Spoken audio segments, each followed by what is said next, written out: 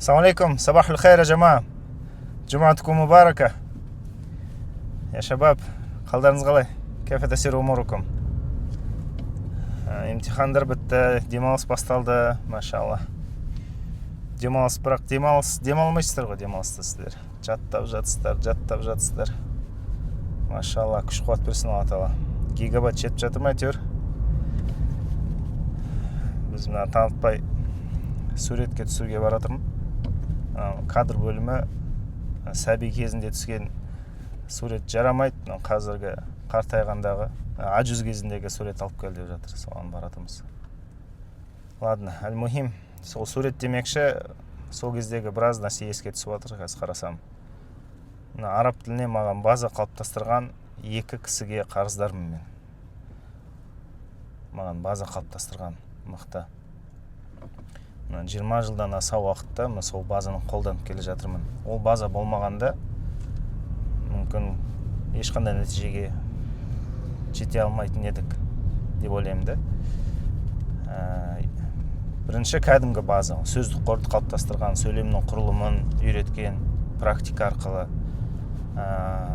маңыздысынан бұрын ең маңыздыдан бастауға үйреткен ұстаз ол. Маңызды нәрсе көп қой енді араб тілінде, бірақ маңыздыдан бұрын ең маңыздысынан баста деп үйреткен ұстаз. Екінші ол жаңағыдай енді қазір сарф деп айтамыз ғой. Сарфты, яғни сөздің құрылымын үйреткен, түбірді шығаруды үйреткен жаңағыдай. Ол кезде ешқандай интернет жоқ, электрондық ешқандай жаңағыдай сөздіктер жоқ. Баранов сөздігі бар. Сондықтан бір мәтінді, диалогты, кітапты оқу үшін міндетті түрде жаңағыдай сөздікті қолданамыз. Ол сөздікті қолдану үшін міндетті түрде түбірді білу керек. Ол қай жаңағыдай түбірден шығады, одан кейін одан туынды сөздерді, мұштақаттарды білу керек. Өте маңызды болатын, онсыз сен ешқандай мәтінді оқи алмайтынсың. Сөйтіп, ол ұстаз қазір біздің Нұрмбаракта сабақ береді. Қатты жақсы көремін ол ұстазды. Гресте тұрды кезінде. Сонда бастады бізге сабақ. Біз қайта-қайта өтініш жасағаннан кейін өзі кандидатский қорғап жүрген кезде. Бірақ сол жарты сағат, бір сағат бізбен отырып, жаңағыдай біліммен бөлісетін өте білімді кісі, машалла. Сонда сарфты бастады есімде. Бірақ жаңағыдай қараймыз, бір сабақ өтті, екінші сабақ өтті. Біз енді үйреніп қалғанбыз ғой. Әр сабақтың соңында жаңағыдай бір нәтиже болу керек, қолдана алатын деңгейде болуымыз керек, бір қандай да бір сөздерді мысалы. Бір сабақ өтеді, ақпарат көп өте, қызық әрине, бірақ ақпарат көп, нәтиже аз, жоқ десе болады.